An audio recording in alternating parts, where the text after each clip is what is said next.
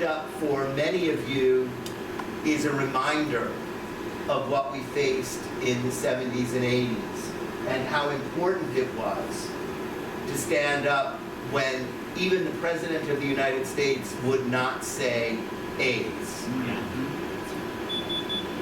We had to take that into our own hands and make that happen simply because too many people were dying. Well, in some ways we're in that same position now as they look to cut health care, as they look to cut Social Security, as they look to cut education, as they're cutting foreign aid, as they're cutting domestic aid, as they're cutting housing, as they are tanking our economic system, especially in places like Florida, where so many people are dependent on fixed incomes. This is risks that are not palpable. Well, they are palpable, and they are extraordinarily dangerous. So my question almost every morning is, how many people did Trump kill today? Yeah. We may not see it every day, but we know that their disregard for human beings is clear. So when he says the tariffs will bring manufacturing back, what does that mean? Are we going to start paying people less in order to make our products competitive overseas? Because we're not talking about necessarily bringing factories back that make expensive items that are made by highly trained people. We're working to cut funding from our educational system, from the top universities all the way down to schools. The fact is that cutting public education is a danger, not an asset. The fact that the president says that we love the uneducated is a danger, not an asset. The fact that we are cutting out science is insane. The fact that we are cutting out manufacturing of certain items to be replaced by other items makes no sense. The fact that we are eliminating our trading partners, making the world less safe, makes no sense. But even with supposedly 3 or 4 million people who marched yesterday in the hands-off movement, there wasn't a next step that was articulated. And it's great to get people riled up, but it becomes extraordinarily unhelpful when they don't know what to do with that excitement, with that energy, with that enthusiasm. You have to keep people engaged. One reason the election went the way it was we were not keeping people engaged. They were. So on the first item on our agenda, we know what we are fighting, but we need to tell the truth. The truth is that too many people post on social media that Trump is stupid. He is not stupid. He knows exactly what he's doing. And his quote yesterday, after they asked him on Fox News or one of those news stations what he thought of the march, it was gibberish, except for where he said, this is wrong and it has to stop. He's telling us what he wants to do. He's telling us his intention. We already know he is autocratic. There's no mistake that. We also know that when he was president the last time and he told the Proud Boys to stand back, he wasn't telling them to stand down. He wasn't telling them to go away. With white supremacists, he's been clear always that he supports what they do, but he never says it exactly. So the people he's talking to know exactly what he's saying. And for us to pretend that he doesn't know, that he's senile, that he's out of touch, is a dangerous mistake that we continue to make. Let's admit that he knows what he's doing. Let's admit that he is talking to the people he wants to talk to. And let's challenge that. because then we are not deceiving ourselves that these are a series of mistakes. Look at the cabinet. The cabinet is a photoplay of Fox television news anchors who are prettier than they are smart. It could be a calendar for the administration. Miss January is Christine Ohm, who is doing a commercial about the border. Thank you, President Trump, for securing our border. I mean, it's like Shirley Temple comes back to life, except for with fangs. Don't think that this isn't intentional. These people are there for show. They are not there to set policy. They are to carry out a policy that was determined by Project 2025, which is a Trump plan. Don't think that he doesn't know what it is. Don't think that he didn't know what it was. This is all intentional. And they are following it like a plan, like a roadmap. When they talk about what they talk about, they are talking to their intended audience, who understands extraordinarily well what they're trying to say. So the first thing is, we have to stop lying to ourselves. The second thing is, when we get people excited, when we get people mobilized, we have to have a plan as well. What is step 2? What is step 3? What is step 4?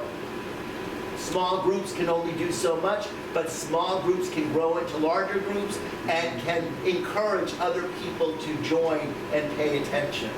And when we do that, we build a movement. They already have done that, and they've done it successfully. And he's pardoned people who are masters of the gun. Yes, any number of them that he's pardoned have found their way back into jail. Just last week, he pardoned someone who went back to jail almost immediately for abusing a 3-year-old. These are the people he's letting out of jail, while at the same time, he challenges us and our sensibilities when he says the Justice Department will now investigate Hillary Clinton, Barack Obama, Fauci, and all of these other people who have served this nation for decades. That is instilling fear. When he goes after law firms, when he goes after corporations, when he threatens to sue, and they immediately come and bend a knee. We have 2 posters in our facility. Both are in support of GMHC, Gay Men's Health Crisis, which grew out of the AIDS epidemic. One says Madison Square Garden raises funds for GMHC at the rodeo. The rodeo took place at Madison Square Garden in 1983, when Bush and Reagan still did not say AIDS. The private sector, Madison Square Garden and the rodeo, were raising money for an LGBTQ cause to fight AIDS when our government would not. The same with Ringling Brothers, also at Madison Square Garden. Those events raised tons of money at a time when our government was not committed to saving people's lives. But what is the lesson from that? When this president took office, he immediately attacked DEI. And those same corporations that were on our side, that stood with us, walked away. That's a scary lesson that those 2 posters remind me of literally every single day. That the people who came to our aid when government wouldn't, when government threatened, they walked. That is a serious danger to our community, to all our communities, if we believe in the sanctity of life and human rights. But why did they walk, and why did they walk so quickly? That is a key issue. And they walked so quickly because we never developed the relationships beyond getting the money. They walked away from Prides, they walked away from Stonewall, they walked away from so many organizations that some of the organizations in our community, one based in New York, has laid off 60% of its workforce already this year. Another based in Washington is laying off 30% of its workforce. Those are lots of people that are losing jobs from a community that is already under the gun. We in Florida have been under the gun for 2 years now, but nothing prepared us for the attacks that have come from Washington. We got our last payment from the NEA or the NEH a few weeks ago. On the same day that check arrived, we got an email from the NEA stating, basically, you do not need to apply for another grant unless you are going to do something to celebrate the 250th signing of the Declaration of Independence, and it will be open and free to all ages. We know that when you say it has to be open and available to all ages, certainly in Florida and Texas and many other states, that it excludes our community. Because once you have LGBTQ in the name, it is no longer understood to be open to all ages. If you say drag, it is not open to all ages. If you say trans, it is not open to all ages. If you say gay or lesbian, it is not open to all ages, because in Florida, in the schools, K through 12, you can't talk about those things. K through 3, you can't even mention those things. So all ages is not an option. In New York, in 2027, the American LGBTQ Museum is supposed to open. They received, when the Democrats were in control of the House and Senate, $10 million. They received from New York City $16 million. They received from New York State $6 million. This is years before they open. Here we are in Florida at 52 years old. We have carried the name Stonewall longer, in more consecutive years, than any other institution. Even Stonewall Inn in New York was closed in June 1969 when the uprising started, and didn't open up again as Stonewall until maybe 20 years ago. We have been Stonewall for 52 years. We get zero money from the state of Florida. We get $0 from the federal government. That puts us at a unique disadvantage to New York, which at least got their money. They're not going to get federal money now, but they got it. The ability for us to survive and continue telling stories is germane to being able to act up. If we close, which we are not doing under any circumstance, where do those stories go? Where do those archives go? The millions of pieces of paper that document our history from across the nation. We are one of the few nationally collecting archives. Our books in this library make up the largest library in the LGBTQ world, and certainly the largest lending library. Where do those stories go? So we need plans, we need action, and we understand from our history, whether it's fighting AIDS, fighting for marriage, fighting to serve in the military, that we have an obligation to fight back.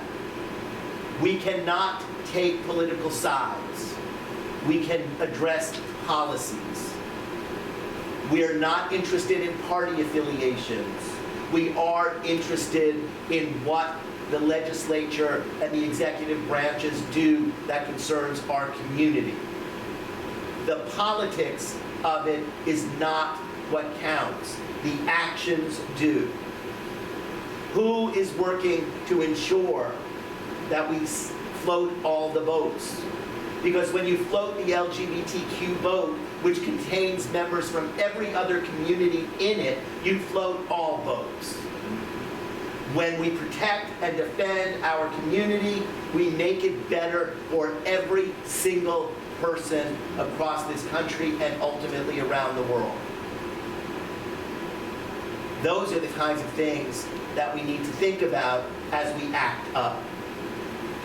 The next thing, we do not elect leaders in the U.S., we elect representatives. Do you feel represented? We have to remember that when we have elections, we vote for people to represent us in legislatures and the executive branch. Many of those people who didn't show up today believe that they're leaders.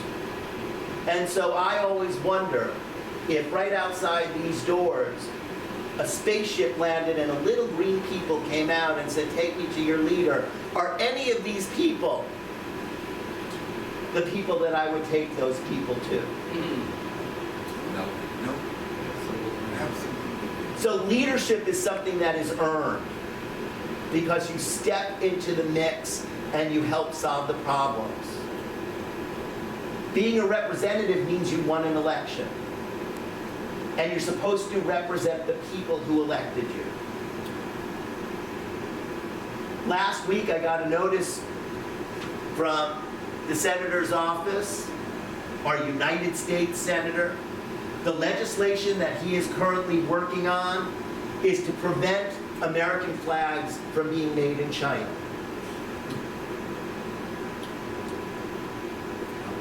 We are facing a crisis that this country has never seen before, where the people that have the majority are opposed to Medicare, they are opposed to Medicaid, they are opposed to Social Security, and our United States Senator, Rick Scott, is concerned about where American flags are being manufactured.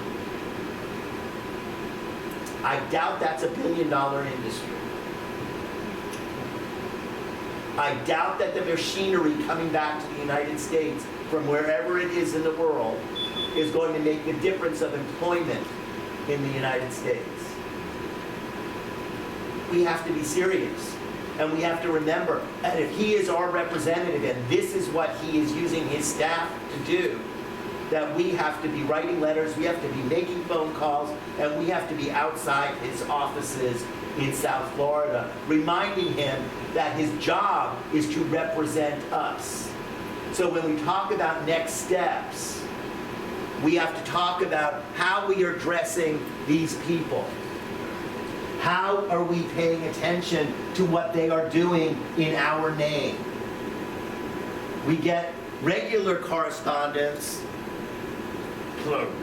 from Jared, our congressman. He's telling us what he's doing. But I asked his office, when does he ask us what we want? When does he ask us what we need? When does he sit down with his constituents? When I called the office to invite him here today, the office response was, "Oh, he's going back to Washington on Sunday." Now we know, historically, that the House of Representatives, which was off last week, doesn't meet on Mondays. So for him to run back there on Sunday when we're having a meeting of his constituents is a little bit disconcerting. At least his office spoke to us. But he has staff that lives here. Who all said that they were out of town this weekend. Oh my goodness. But here we have a state senator Osgood, whose office never even responded to our invitation. And we called, and we faxed, and we emailed. Never responded. Chip LaMarca said he would be in Tallahassee. So did Senator Pizzo. Senator Pizzo told us that we would send a representative. They're not here. Debbie Wasserman Schultz said, sorry, can't be there. She does go out to things, I'll give her credit for that.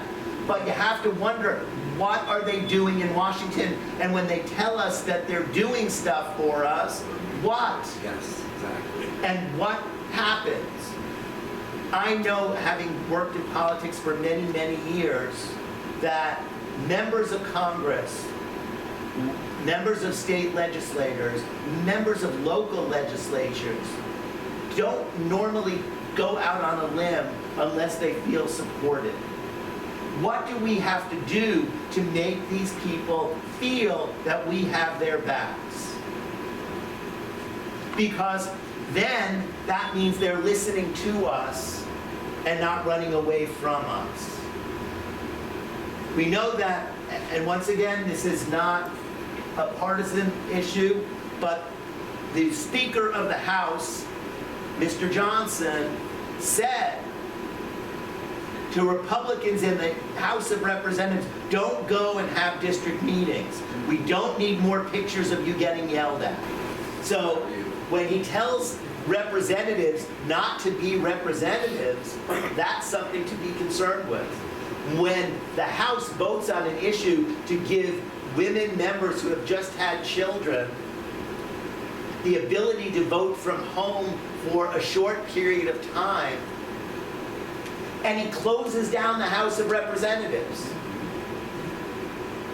His people voted for that legislation. Legislation, unfortunately, focused on House members rather than the public. Those are things that we also have to think about. We understand that it's important that mothers in the house get to tend to their children, but we also understand that their primary responsibility is to their constituents. So if they can get all excited about voting from home, they should be excited about saving our public schools, saving the Department of Education, saving USAID, saving our hospitals and healthcare system, keeping it so that medicines can be checked before they are sent out to the public.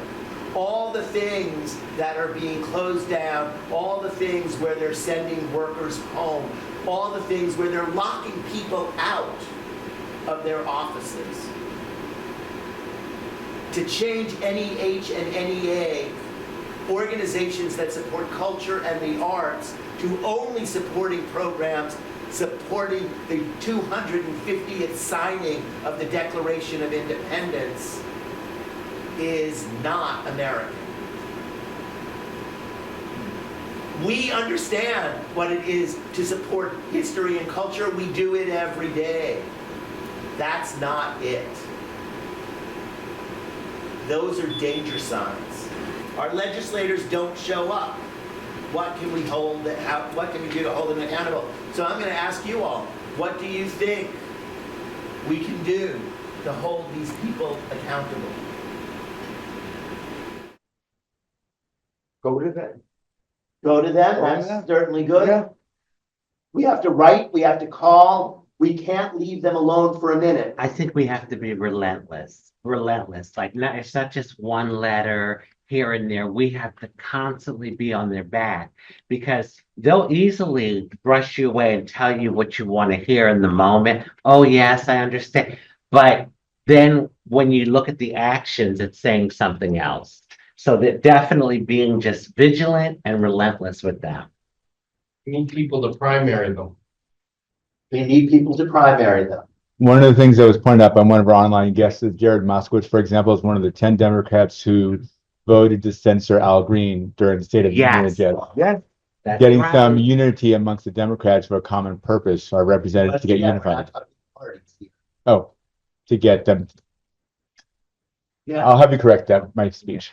But that did make me raise my eyebrows. Yeah. And it should. Yeah, and I sent him an email. I'm still waiting for a response. And I was told by people who work in his office, he's busy, he'll get back to you. Okay? And, you know, several people have done the same thing, and we've yet to hear from I just want to know why he voted against Green, who's another Democrat. That's all.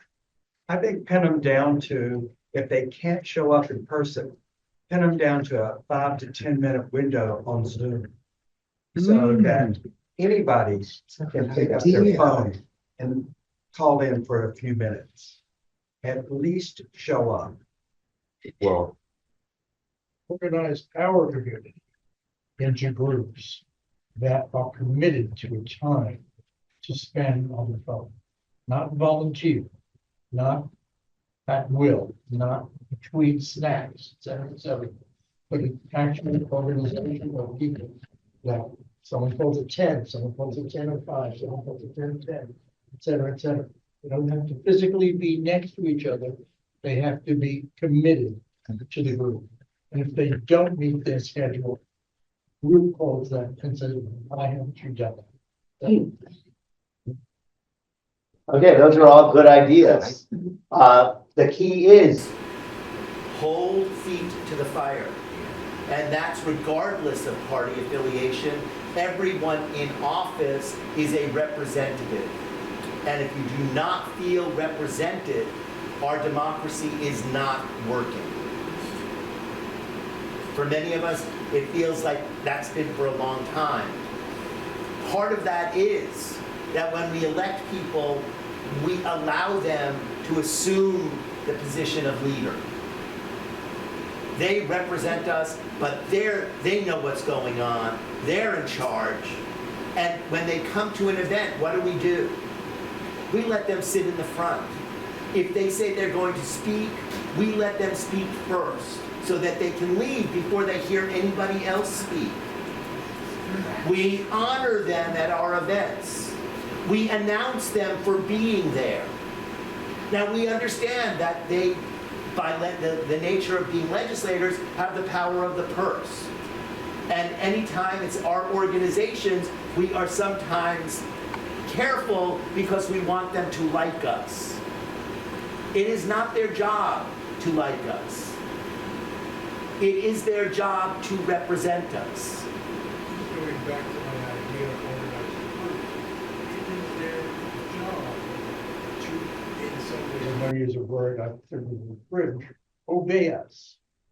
We are the leaders. They are not the leaders. If we're going to lead the community, we have to lead. We have to be the ones to take it and put it in their face, like it or not, and say, this is who we are, and this is what you must represent. Well, we have to remember that they have to represent everybody, but they have to listen to us in order to know what our feelings are about any given issue. If we don't talk, they don't listen. Well, even when we do talk, they don't listen. We have to make sure that they listen and that they hear us, and that is by actions. As Raji said, actions speak louder than anything else. But we have to make sure that we're heard. but then there's a group like the Log Cabin Republicans that are us, that agree with them. They're not us. But they're queer people, they identify as queer people. And that's fine. But they have taken sides. Yes. We aren't here not to take sides. We are here to say that everybody needs to be represented equally, no matter what side of the aisle the elected official is on. The fact that elected officials may work in step with each other often hurts the electorate, because then they're making the decision not to represent all of the people. That is not part of our democracy. And it was George Washington who actually was opposed to political parties because he understood that it would create certain divisions that are not okay in our style and system of government. And I saw that blatantly in 2020 when a group of us transgender people went to the state capitol and we met with some of the lawmakers, and there was only lawmakers on one political side, okay, that met with us. The other side, none of them would meet with us. And it came down to demographics and numbers, because, you know, they're thinking about their constituents, and we trans people make up 1 to 2% of the population. But I thought I was there thinking, but aren't these people elected to represent everyone? I was thinking that, but it was just so blatant in my face and very telling. I said, these folks could care less about what we feel and what we think and what we're going through. What was the next step? Well, COVID hit and we didn't go, but this year there was a group that went back. But what is the next step? We just keep fighting. I couldn't really tell you. I think with us trans folks, we're oftentimes on the fringes of society, even in this community, the LGBTQ community. So my thing is, as an activist, I just keep going out and being visible and doing what I can do. I think that, as a group, LGBTQ folks, whether or not you like that we trans people are clumped together with you, the reality is the world clumps us together. So, and there's power in unity. And I always say this time after time, same boat, different compartments. So we're all in the same boat, whether you like it or not. We're just in different compartments. And I would like to see more unification because I've been hearing things in the community. I love when I see groups like this that come out that it makes you feel like, okay, I'm not alone. But then I'm also hearing whispers in the community that really like gay folks and lesbian folks don't really think that we are like the issues that we trans folks are dealing with are really important to them. And I'm hearing that from certain leaders in the community that have told me that have had conversations with people that's what they've said. And so my thing is the unification. It has to be, like I said, we're 1% to 2% of the world population. We're a small demographic. We need the support of our allies and our fellow sisters and brothers in the community. Sisters and brothers. I won't say non-binary because non-binary people don't exist according to this administration. Since you're talking about uncomfortable truths, there's something I think we need to say, and it's the reality of an elected official. Because we theoretically say they're supposed to represent us, but the reality is who's voting in my district, who's likely to vote for me, their issues mean more to me than someone I know either isn't registered to vote or isn't going to vote for me. And that's a reality. That's human nature. That's for all the elected officials I've ever met with. I always try and tell people, are you registered to vote? Do you have your voter card? Do you save them? I'm a constituent in your district and I vote every single cycle. How much of that do we talk about as an expectation of our community? The reason they're scared of older folks is because they know older folks are way more likely to vote. And if you're in my district office and you're yelling at me, I'm thinking might be voting for me and is upset with me. That means a lot more than someone that comes in and I'm like, research indicates 95% of trans people, and I'm just Throwing a number out. Throwing a number out, like not registered to vote. You're not registered to vote, I'm just gonna nod and smile until you leave the room. Okay, but if that was true, then why would a large representative of legislators in the state and at the federal level be talking about cutting Social Security and Medicare? Well, look at how they're doing it. They're saying they're not. They've given target numbers to committees, and therefore they're not. I'm following the Medicaid cuts, and I see the game that's being played. They're dodging out on a technicality, and they're saying we're not cutting Medicaid, but the committee that's got half Democrats and half Republicans. It doesn't have half. Or whatever the Everybody composition knows is. that the majority. Okay, I'm just saying. my point is the committee is being assigned to make the cuts. And Yeah. if you do the math of the pot of money, they have to cut Medicaid. But they're saying to you, to your face, we're not telling them they have to cut Medicaid. Then we have to do a better job of informing people as to what's really going on. Because when those things come up, they are voting for them. But do you ever talk to people and say, step one, get registered to vote. Step Absolutely. two, find out whose district you're in. Step 3, go to their office here before you ever go to the office up there. You know, somebody's got to start to organize what is the next step. Absolutely. That's why we're sitting here today. Okay. That's But exactly. a lot of times people don't talk about, that's what motivates them, is the next cycle to get reelected. And if I know you're likely to vote for me, that means a whole lot more than if I think you're not voting for me anyway, and I'm just gonna probably not. But that's why your statement earlier, people should primary. People should run for office. People should look at their demographics in their districts. People should be raising money for candidates. We cannot do that here, and we cannot rate or endorse or support a candidate, and we will not. But we certainly understand the issues, and we know who the people are that are supporting those issues. So you're absolutely right. And we need to be in front of them, and we need to get them in front of us, but not as special guests, but as members of our community who are working for us ostensibly. And right now, they don't feel that way. For Jared not to get back to them is an embarrassment of a failed system, not the rewards of a successful system.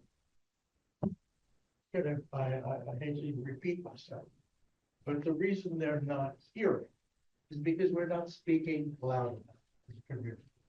We are not organized enough as a community. And it's like yesterday was a brilliant day for the country, etc. But yesterday was preparation for the next step.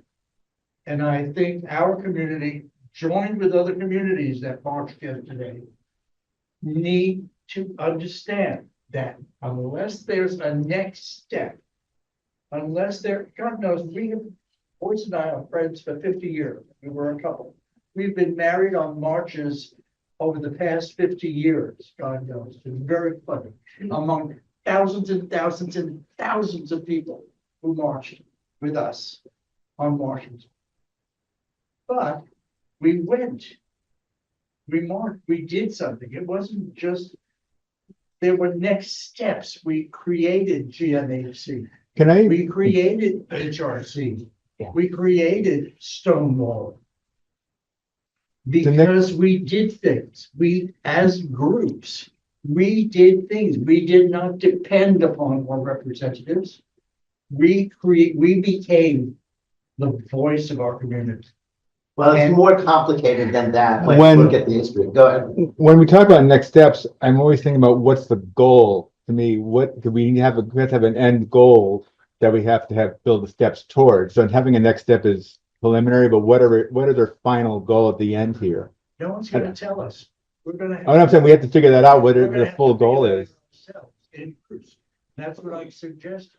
Well, I think And that then acting upon it. I think that the ultimate goal is to have our community reflected in the halls of the legislature and in the executive branch. I don't think that it's not known or not clear, but unless you're engaged, fully engaged, that will never happen. But the idea and the goal is to have a true democratic republic where the voices of the people are heard, and it's we, the people, that are running things, not we, the legislators, not we, the executives, not we, the judges, that we follow a system that works for the majority of Americans. Can I then respond then briefly and then? Yes. It seems like we need specific goals like changing the government's procedures, laws, so that First, we're. we have to elect the people who are willing to do it. Sorry for interrupting. Raj? Well, I was just gonna say, from my observation, I think what happened is we got some rights and then we got comfortable. And when I say we, I mean like, gay marriage passed, right? And I mean, we all have to admit when that passed, it was like, yay, victory. And I think we thought we could get comfortable. And I'm speaking like not as a trans person now. I'm speaking more as a part of the LGBTQ community.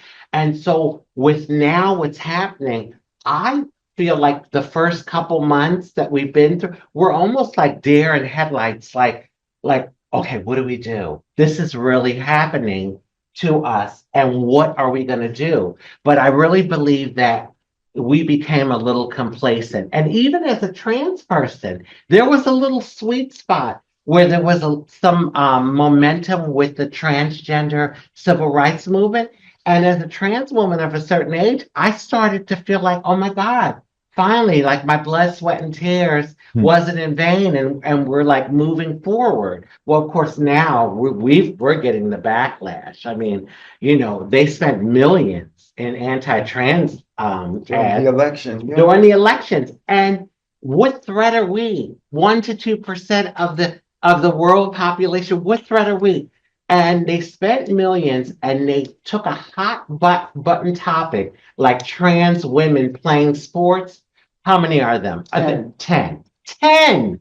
10. And they made it so it's like, oh my God, this like travesty to our society and to our girls. And, it's like they inflated it, and they used our community to weaponize us and to create, I would say, a political wedge. And also, we were used as a scare tactic. But I think really what's happened is now we realize we can't be complacent. We have to But we learned that lesson many, many times. Right. yeah. We learned it with AIDS. We learned it with marriage. We learned it with the And then we military. keep doing it over and over again. But every group does. And the best example of that I can think of is when Obama was elected. All these people said race is no longer an issue in America. didn't believe We that. have overcome the race issue. I'm Just one wait, of them. Okay. And then I what thought so. happened is the president is addressing a joint session of Congress, and a member of the House of Representatives stands up and says, "You lie." Yeah. Yeah. And nothing happened to that member of Congress, except that he was able to use that clip and raise millions of dollars for his reelection campaign. We should have known then. We should have known before then that the fight for human and civil rights is never ending. Why? Because the hatred is always there. History does not repeat itself. I know that that's a wonderful statement. Yeah, if you don't learn history, you're condemned to repeat. It never goes away. The hate is always there. The love is always there. The prejudice is always there. It's when you let it rise above the surface that you have a problem. When you have DeSantis's, when you have Trump's, when you have these people, they allow those things to rise to the surface. And then you have to work 3 times, 4 times, 10 times as hard to push them back under the water. They will not go away. But when we don't learn history, we don't learn the tactics and the tools necessary to change the paradigm. So when you don't change the paradigm, it is always there. It's always there. I spent 21 years with supervisor of elections. I retired. So I had my hand on what's going on.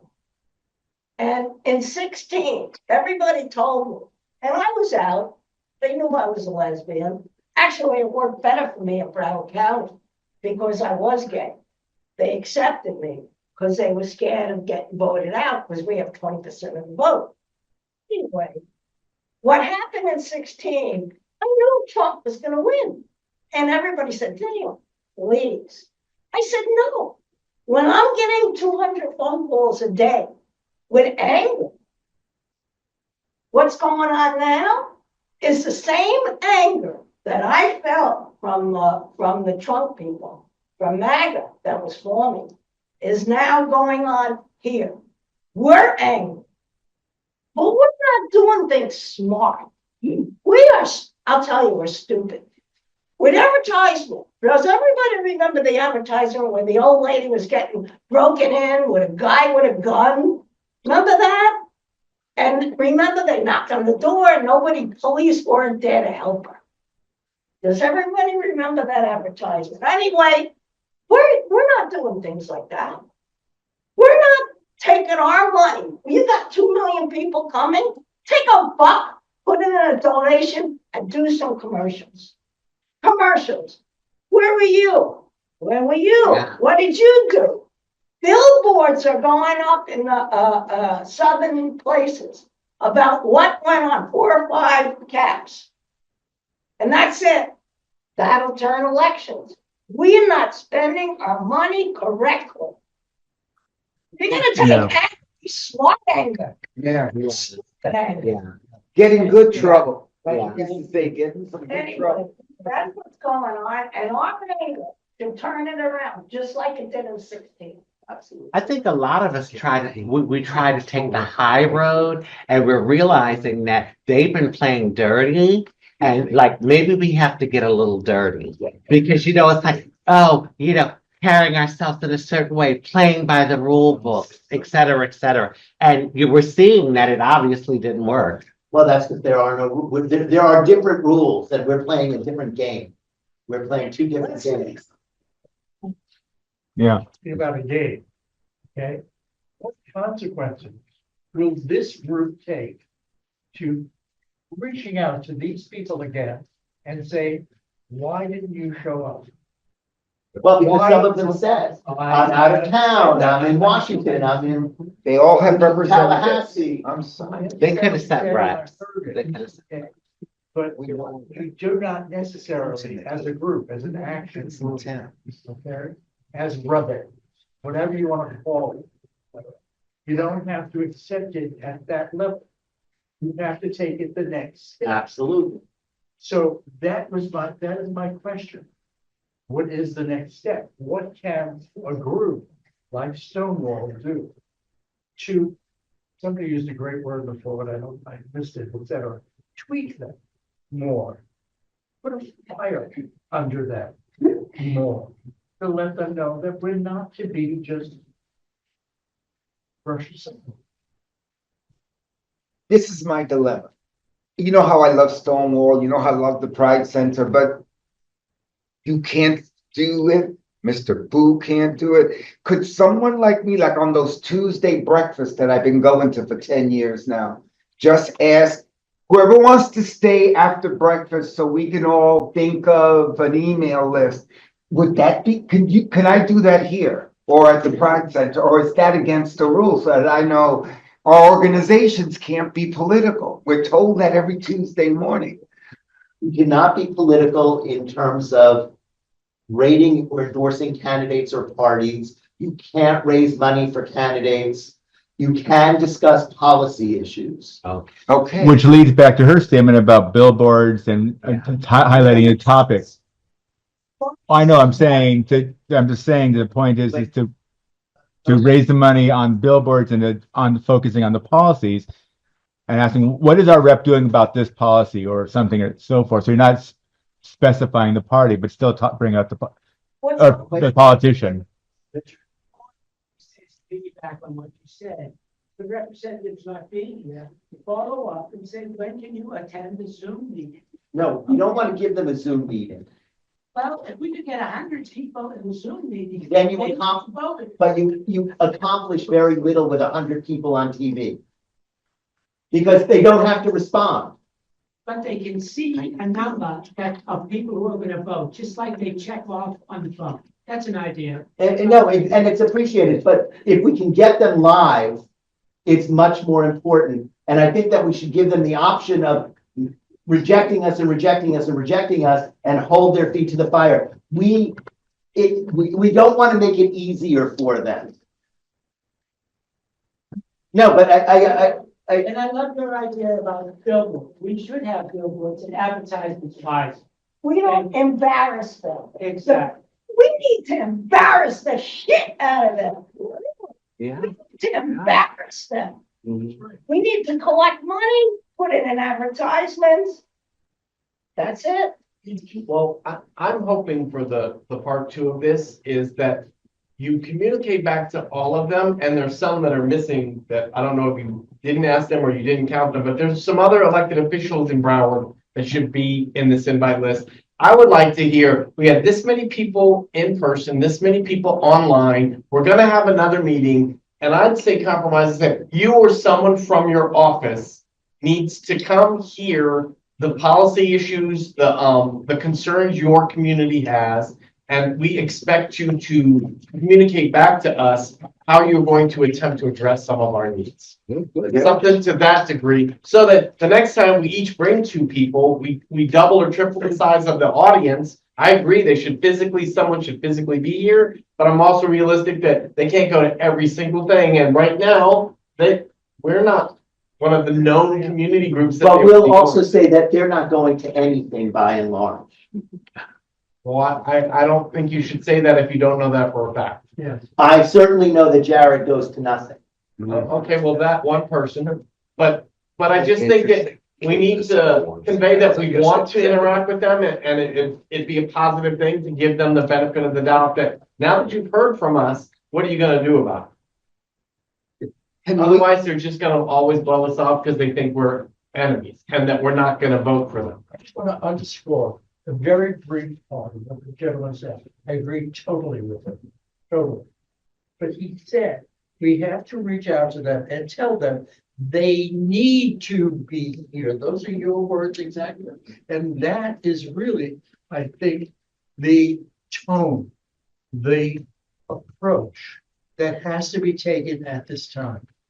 Because it's like saying age is permissible. You come out and you say age is not permissible. And you organize a group of your friends to create GMHC. The early days of GMHC, I'll tell you, people I know didn't know what the hell to do. And somebody said, well, in the meantime, let you go do help so-and-so. They need help. They're getting really sick, et cetera, et cetera. So one person went out to spend an afternoon with somebody who was sick. That developed into the entire program, the at-home visiting program of GMHC, and that is what all of the hospitals and all of the health organizations latched onto. But that was because we were leaders. We were not counting on them, our representatives, to be the leaders. We were the leaders, and that's what I think at this point in history. I'm not going to say it's all on the shoulders of Stonewall, but at this point in history, our community cannot afford to be anything other than a leader of our community. We're just calling ourselves registered voters, because that's what they know they need us for. Exactly. So if we defined ourselves, registered voters want you here, they get the message. Yeah. And as far, can I just say one more thing about money? That I have changed my approach to, and forget about parties, okay? But you're taking a representative, they have to be associated with a political party. Okay? I don't give anybody $300 anymore. I give them $3 a week so that my name is there every week. Great idea. And the number of people asking for money has quadrupled every day, et cetera. And what I do is I give $3 to all of the newbies that I agree with. Yeah. You have to be careful online, et cetera, et cetera. We don't know, who's stealing what from where. But still, I think constant contact, constant awareness that we are the leaders of our community. And we have to put up with the clients that comes along with being a leader. I think. Great idea. I think if all of us here in this room today contacted all these people, I'm gonna do it. I'm gonna send each of them an email that I was here expecting them today, who said registered, as a registered voter. Stonewall will be planning one. I don't know when number 2 is gonna happen. I will be looking for them. And again, that Tuesday breakfast, I'm gonna do that. I'm gonna ask Mr. Boo, can I just make an announcement for whoever wants to talk at the end? You go to that breakfast, yeah.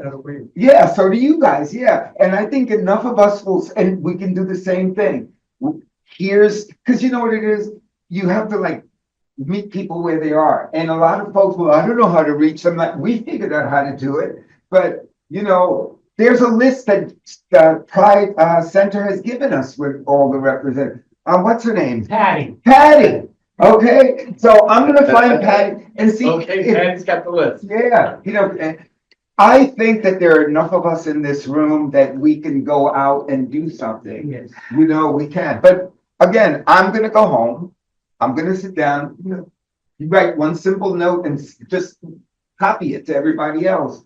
But then when I get together with a group again, and that's like 250 guys on Tuesday morning, Yeah. I'm gonna ask, wow, and there are gonna be people, that room is full of maggers, okay? So there's gonna be half that room's gonna get up and go after the breakfast, but then there are gonna be folks that aren't. And then maybe they'll start doing the same thing, gotta start somewhere, exactly. So And- maybe we should commit to doing that, leaving here today and at least all of us, they're on that piece of paper.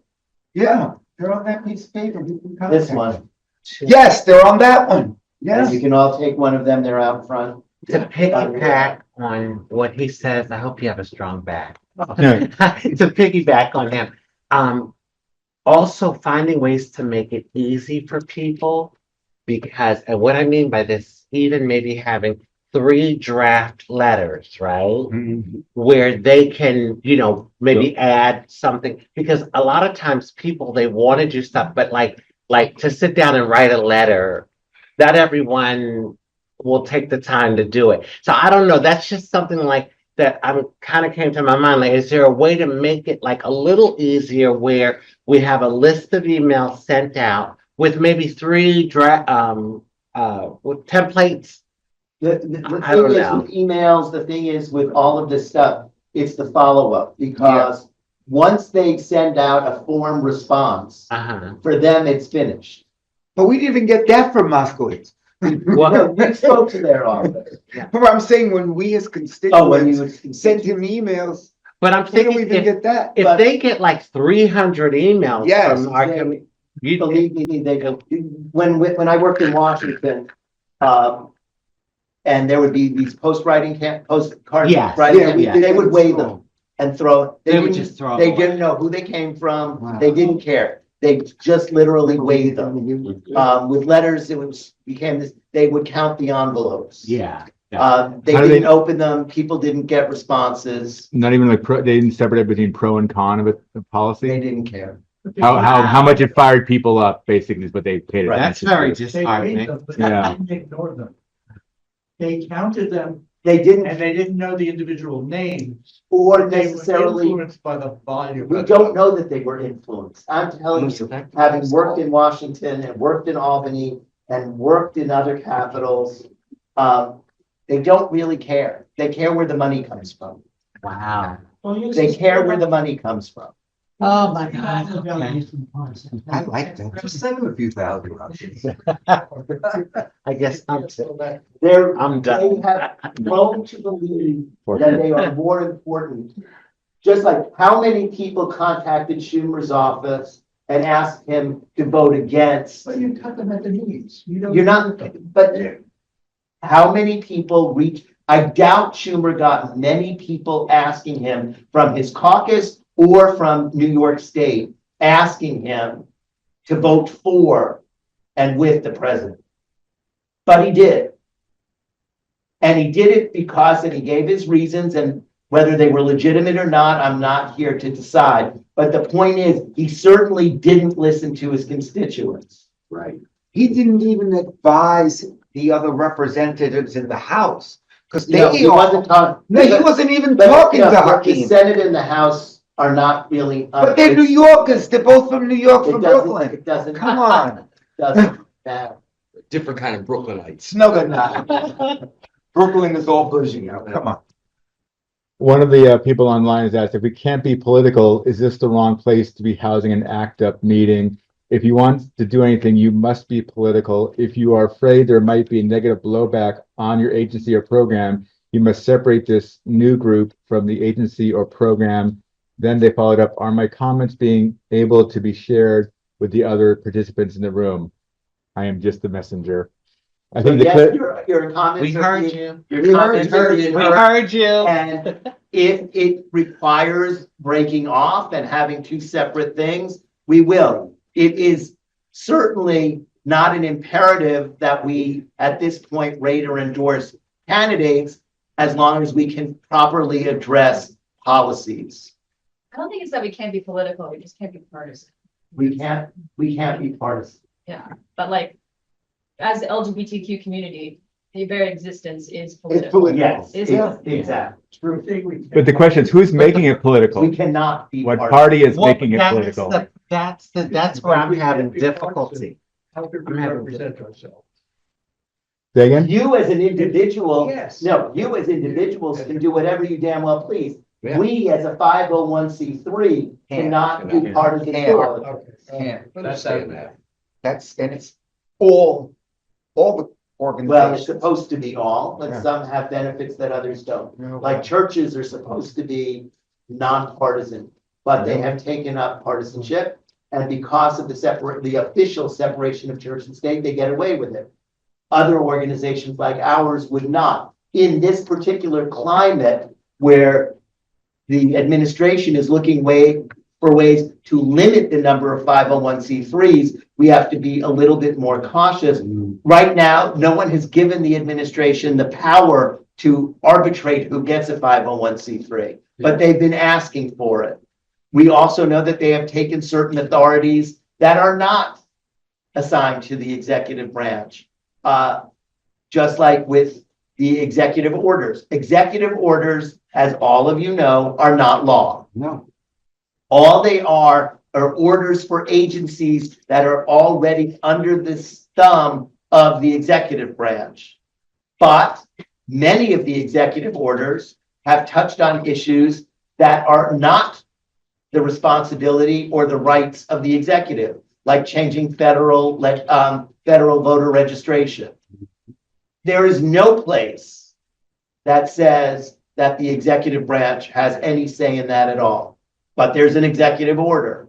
There are executive orders on other things where it's just blatantly unconstitutional. And they're being challenged.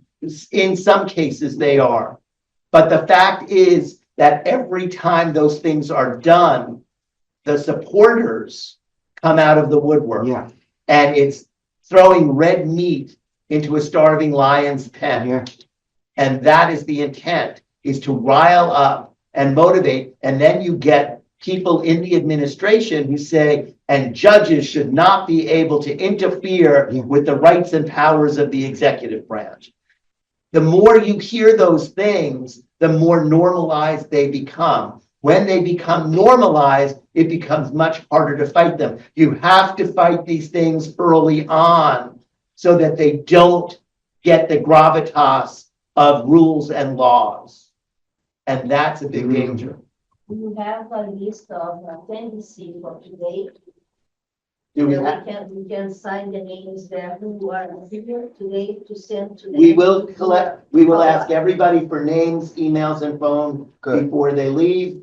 And once we have that, then everybody will get notices of everything that we're planning to do. Excellent. Does So- we have that if we registered online? We should have it, but we may not have phone numbers. We may just have email addresses. So Rafe will collect everything before you leave, make sure that he has. A high-tech solution. You'll have Pass it to, around now? you'll have to write. Actually, that's a great idea. I'm gonna pass around the pen and paper now, but please, please, please print like you're in third grade so I can read your names, your emails, and your phone numbers. Okay. Mine is the worst. So Emails you. Exactly the way it is Our out there. information. I can't hear you. Just to be We got two exactly people the way talking it at is. once. Say again? It has to be. No, the name? The name has to be exactly the way it is on your driver's license. Okay. Can pass on This. right now. Everybody. Yeah, we're passing a paper, we're passing it around right now. Take your time, write clearly. I think one of the things that we can learn from is that a lot of the legislators stopped doing town halls. Yeah. And they did because when one person would ask a question, it was like a floodgate was opened and everybody was asking every different thing. I think one of the things about the original ACTA is that they stayed true to a small window of what they wanted to do. That ACT UP, what was it? ACT UP, Stop Death. No, act up, fight AIDS. Fight AIDS. But I think that if we can get some of these people to show up, that we limit our questions all to the same topic. So that you keep drilling and drilling and drilling until they have to actually give an answer. Because what's happening with a lot of our legislators is that we elect them because of what they tell us when they're running. But once they get elected, then they're always compromising. I think we have to hold them to what we voted for and make them realize that when they say, yes, they support the community, that they do support it. And they don't give that away just to get something else. Well, once again, a legislative body is compromise. So it's that what I've always objected to is that we never know what was there first and then what the compromises were. Because they only tell us that they've accomplished something, they never tell us how they made the sausage. And as citizens, we deserve to understand the entire process. And we should be able to weigh in on what can be compromised and what absolutely shouldn't be compromised on. And that's the thing that we don't get because they believe that they know better. And the reality is they often do not know better. And yes, in a United States Senator's office, they have lots of staff. In a House office, they do not. So they may have an expert on the committee that they sit on, but they are not experts. Very few legislators are experts about anything other than how to run for office and maybe raise money. They are not financial experts. They are not education experts. They are not medical experts, yet they are deciding on all of those things. Now, the good ones have professionals coaching them on what this looks like and what that looks like. But once again, they pull their experts from their perspective. They do not get people from all parts of the spectrum. Robert, oh, sorry. Oh, go ahead.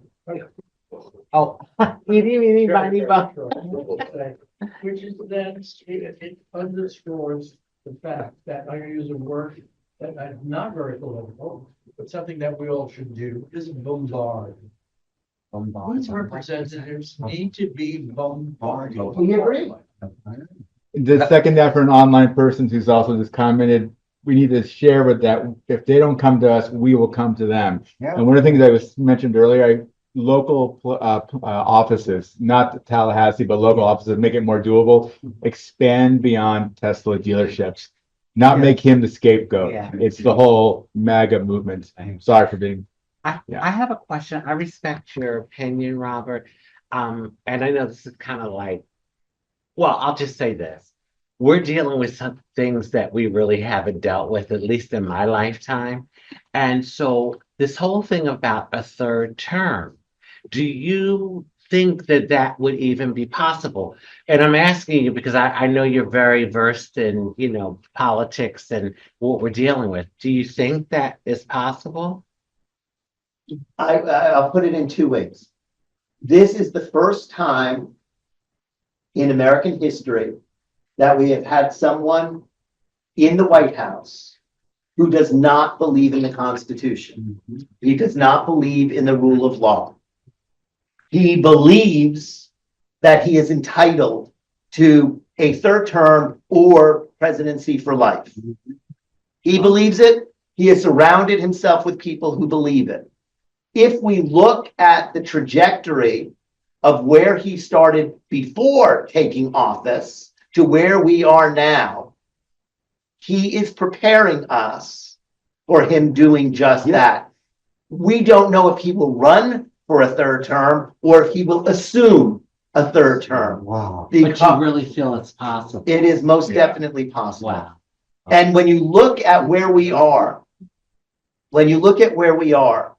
historically in this country, even when things have been unpopular, when the federal government has made a decision, it has enforced that decision. Some of us are old enough to remember, not you, of course, but some of us are old enough to remember that Eisenhower, Truman, Kennedy, Johnson oversaw a great deal of desegregation. Yeah. Including in education. And when Southern states said black children will not go to white schools, we sent in federal officers to escort those children to those schools. The federal government in this country has not backed down from those decisions. For the very first time in American history, rights that have been extended are being withdrawn. That's right. That does not happen in America. It is happening in whatever this country is right now, but it is not the United States of America. And that's something we have to be cognizant of. They do not play by the rules. They do not believe in the rule of law. We cannot act as if things are normal. We cannot behave properly in a world that does not have table manners. That doesn't mean that we break the law, but it means that we find ways to do things that are effective and powerful. Act Up, for those of you who were in New York in the early 80s, remember Larry Kramer standing in front of that room.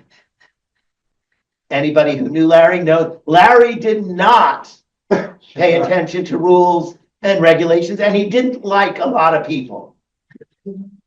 And he was able to withstand not being liked.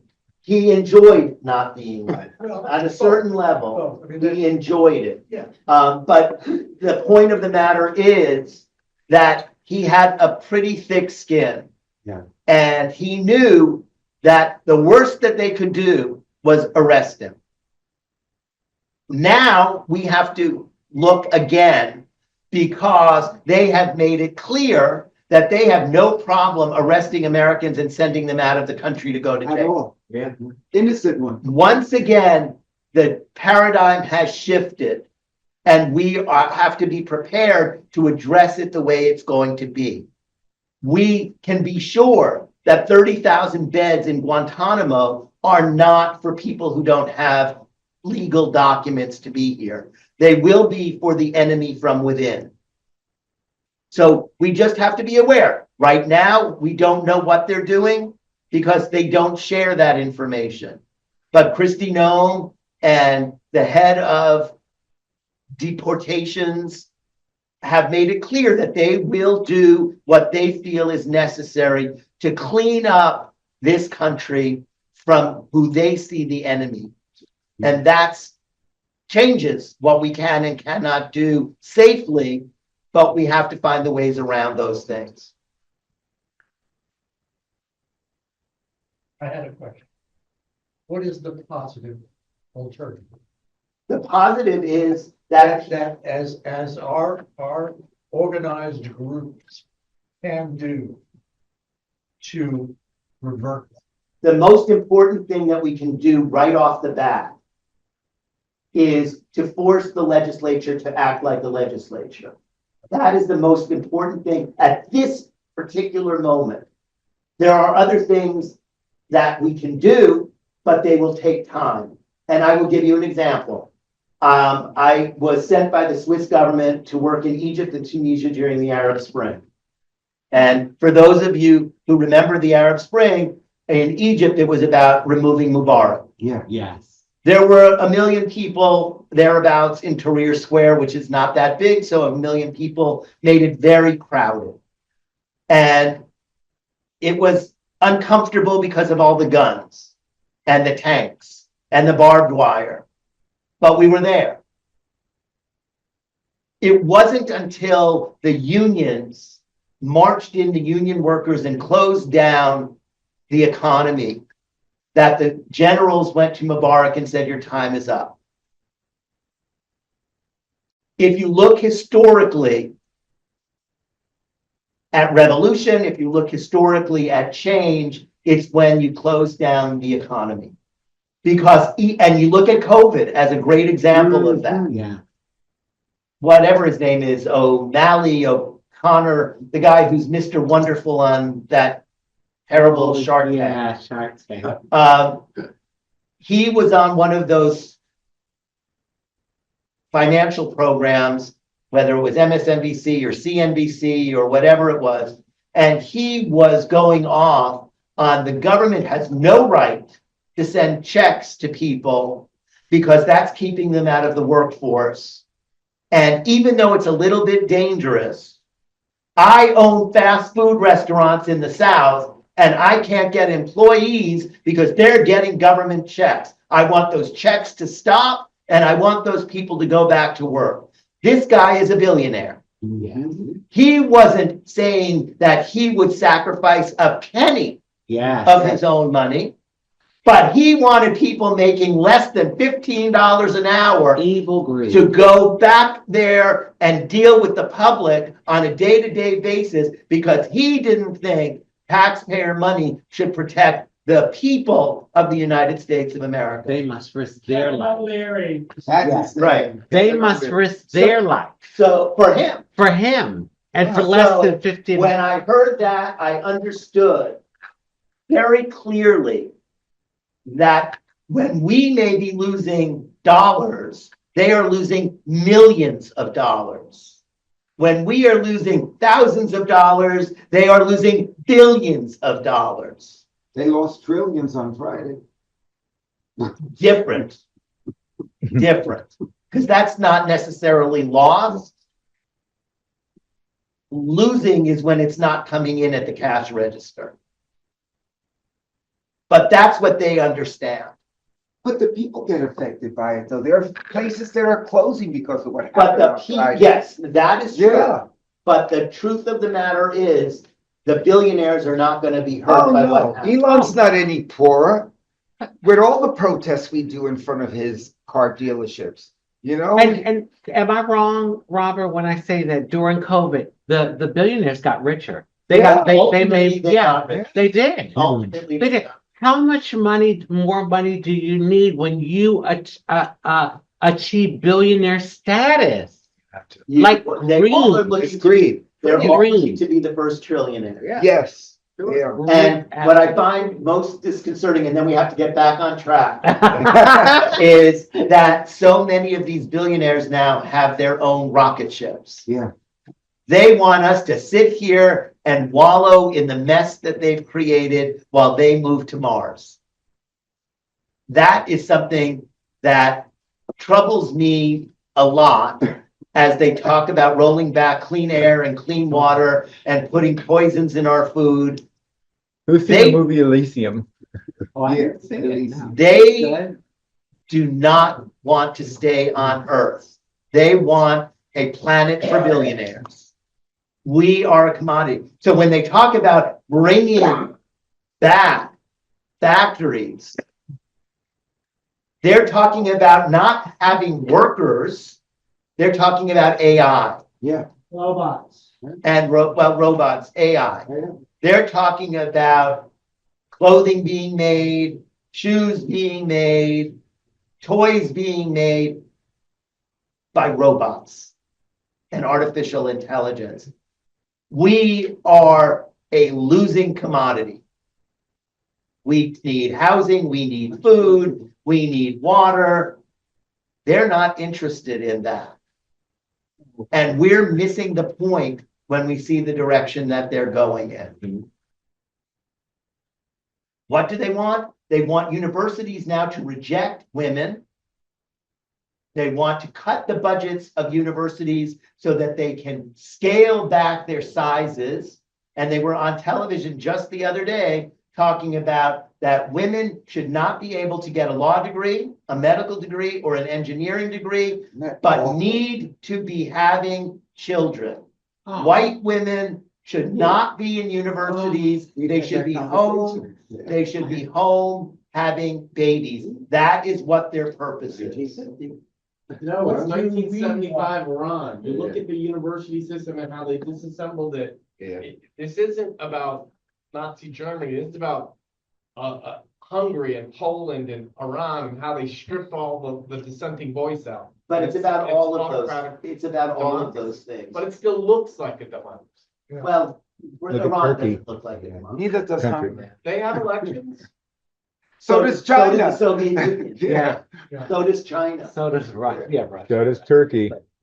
I just, in reaction to your little description of what they want, et cetera, et cetera.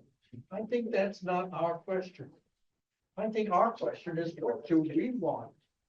How do we get it? How do we defend ourselves? How do we fight this? Right, but first you have to understand what you're fighting.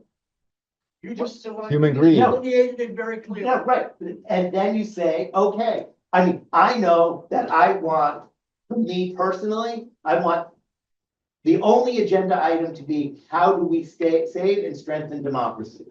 Because if we don't have that, having worked around the world on the Universal Declaration of Human Rights, we understood very clearly, you have no human rights without a democracy. Right. It doesn't exist well in democracies, but it doesn't exist at all where there are no democracies. You primary all those people. Well, I want them to tell us what they're doing to save democracy at the local level, on the state level, and on the federal level. What are they doing? They're nothing. They don't want it. Well, we don't know that they don't want it, but we don't even know if they understand what it is. That's a problem. Camilla Jayapal in Washington State has an online resistance lab organized training. It was on MSNBC. I can forward this. Okay, and it's for the everyday American. Virtual Organizing Training 101. You go online with whoever else is online and you get the tools on how to organize, and they're called Resilience Labs. Yeah. That she started in Washington State and are spreading all across the country because they're doing them online. So the tools are out there. There are many tools. Yeah. Robert, I have a question. Okay, I'm a trans woman of a certain age. I've been around the block. And as I look around the room, we're all of a certain age. It's what? It's a No, wonderful place to listen, listen, we're like, Focus. why? What age is We're that? like, why? No, it's The a older we wonderful get, the place to better. be. But my question, but my question to you is, what are you seeing, or what are you seeing in regards to the young generation and them being upset and them getting involved? Because, Yeah. we need it all the way through. We need everybody, we need everyone, regardless of anything. So Yeah. goes without question. It is now 1:00. Oh, it's We wonderful. said we were gonna end at Yeah. 1. This was good. Oh my though. God, this is So excellent. you will hear from us. We have your contact information. We will send out what we consider, based on today's conversation, to be next steps. And we know that we do not have the luxury of time.